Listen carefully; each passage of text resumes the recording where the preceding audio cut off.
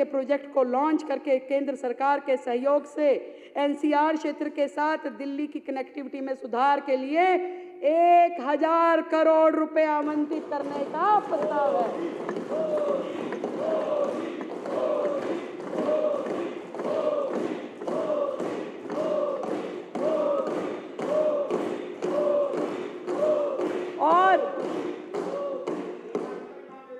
और सुरक्षा आवश्यकताओं को ध्यान में रखते हुए विशेष रूप से महिलाओं के लिए 50,000 अतिरिक्त कमरे लगाने का भी प्रस्ताव किया गया है। दिल्ली में सड़क और पुल इंफ्रास्ट्रक्चर के सुधार के लिए 3,843 करोड़ रुपए की राशि आवंटित की गई है। 3,843 करोड़ रुपए की योजना विभाग के अंतर्गत एक नई योजना शुरू करने का प्रस्ताव किया गया है और उसमें भी मुख्यमंत्री विकास निधि के रूप में 1400 करोड़ रुपए के बजट का प्रावधान किया गया है। जो पहले की सरकारों में खर्च नहीं होता था, पड़ा रहता था, वो आपको छोड़ो अपने विधायकों को भी नहीं देते थे, उनकी भी प्रोजेक्ट फाइलें लटकी रहती थी। आप चिंता मत करिए, सबको काम करने के लिए फंड मिलेगा, सबको मिलेगा, चिंता मत कीजिए, सबको मिलेगा। 2025-26 में राष्ट्रीय राजधानी क्षेत्र दिल्ली के विकास के लक्ष्यों को प्राप्त करने के लिए इंफ्रास्ट्रक्चर प्रोजेक्ट के लिए केंद्र सरकार से वित्त पोषित परियोजनाओं के लिए योजना विभाग के तहत 1000 करोड़ रुपए का प्रस्ताव किया जा रहा है।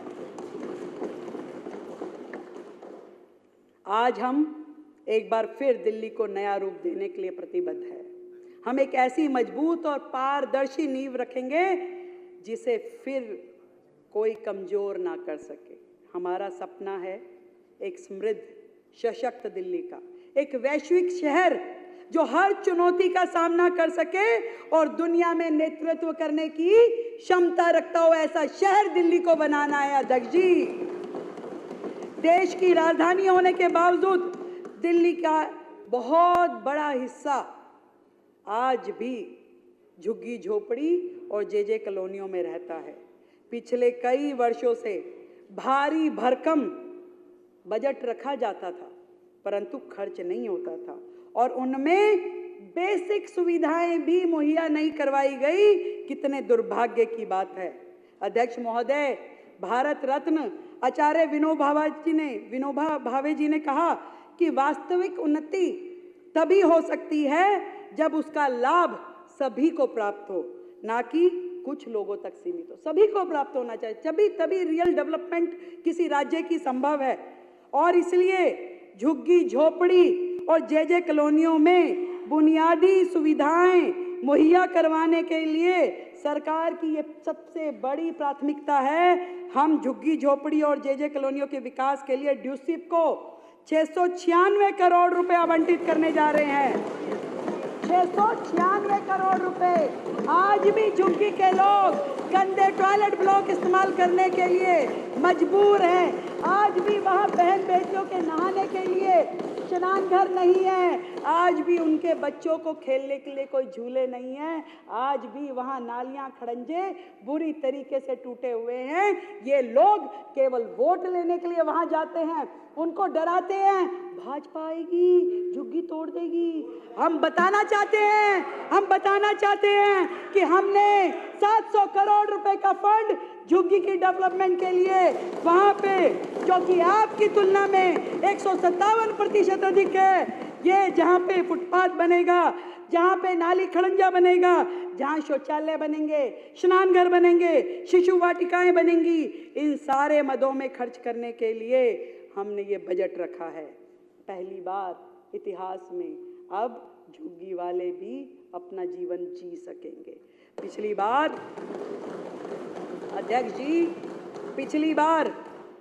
पिछली सरकार ने प्रधानमंत्री आवास योजना के तहत दिल्ली को कुछ लेने नहीं दिया। क्योंकि वो प्रधानमंत्री आवास योजना थी तो दिल्ली वालों को उसके निमित्त किसी को लाभ नहीं लेने दिया। अब हमारी जो ये सरकार है, इस योजना को हम स्वीकार करेंगे ताकि हमारे शहरी गरीबों को इसका लाभ मिल सके। और इस योजना के तहत हमने 20 करोड़ रुपए का आवंटन प्रस्तावित किया है। इसी तरीके से हमने विधायक निधि में 350 करोड़ रुपए का प्रावधान किया। इन्होंने दिल्ली की ऐसी हालत नहीं छोड़ी, पर हमने प्रावधान पूरा किया। किसी विधायक को बजट की कमी ना हो, कागजों पे नहीं, पूरा मिलेगा। आपका तो केवल कागजों पे रहा, पूरा विधायकों को विधायक निधि पूरी दी जाएगी, ऐसा मैं आपके माध्यम से अपनी पूरे विधायकों को विश्वास दिलाती हूँ। भोजन कागजों पे था जनाब, कागजों पे था, किसी को ना मिला। अरे तुम्हारा दिल का दर्द बाहर निकल के आ रहा है संजीव भाई, ऐसे हमें पता है। और रिपोर्ट है मेरे पास पूरी कि आपके विधायकों में क्या खर्च हुआ। हमारे वाले तो फिर लड़ झगड़ के काम करवा गए। कोई नहीं। और भोजन हर इंसान की बुनियादी जरूरत है। आर्थिक रूप से कमजोर वर्गों को खाद्य सुरक्षा बढ़ाने और पोषण की स्थिति में सुधार लाने के लिए हम स्वर्गीय श्री अटल बिहारी वाजपेयी जी, जिनका ये जो वर्ष है, जन्म शताब्दी वर्ष है, दिल्ली में 100 जगहों पे अटल कैंटीन के नाम से पौष्टिक 100 जगहों पे जन्म शताब्दी वर्ष पे 100 जगहों पे अटल कैंटीन खोली जाएगी और उस मद में 100 करोड़ रुपए का प्रावधान किया गया है। 100 करोड़ रुपए का यह बजट केवल सड़कों, पुलों, फ्लाईओवर के निर्माण का दस्तावेज नहीं है अध्यक्ष जी, बल्कि पूरी दिल्ली के भविष्य को फिर से सुधारने के लिए रोड मैप है। ये पूरा रोड मैप है। अब दिल्ली की सड़कें सिर्फ रास्ता नहीं, बल्कि प्रगति की धमनियां बनेंगी। अब दिल्ली की कनेक्टिविटी सिर्फ ट्रैफिक सुधार नहीं, आर्थिक विकास का इंजन बनेंगी। और अब दिल्ली का इंफ्रास्ट्रक्चर सिर्फ निर्माण परियोजना का हिस्सा नहीं, बल्कि समृद्ध और आत्मनिर्भर राजधानी की पहचान बनेगी। सच में बहुत फर्क है आप में और हम में, बहुत फर्क है। ठीक कह रहे हो, बहुत फर्क है। आप केवल वायदे करते थे, हम वायदे निभाते हैं। आप केवल वायदे करते थे, हम वायदे निभाते हैं। आप पीएम को, एलजी को, दूसरे राज्यों की सरकारों को गाली देते थे, हम मिलके काम करने के रास्ते। आपकी पढ़ी लिखी सरकार अपनी बुद्धि का उपयोग षड्यंत्रकारी योजनाएं बनाने में लगाती थी, षड्यंत्रकारी योजनाएं, पढ़ी लिखी सरकार। और हम दिल्ली की समस्याओं के निराकरण में अपनी समझ का उपयोग करने वाले हैं। बहुत फर्क है, बहुत फर्क है सर, बहुत फर्क है। आपने अपने लिए शीश महल बनवाया, हम गरीबों के घर बनवाएंगे।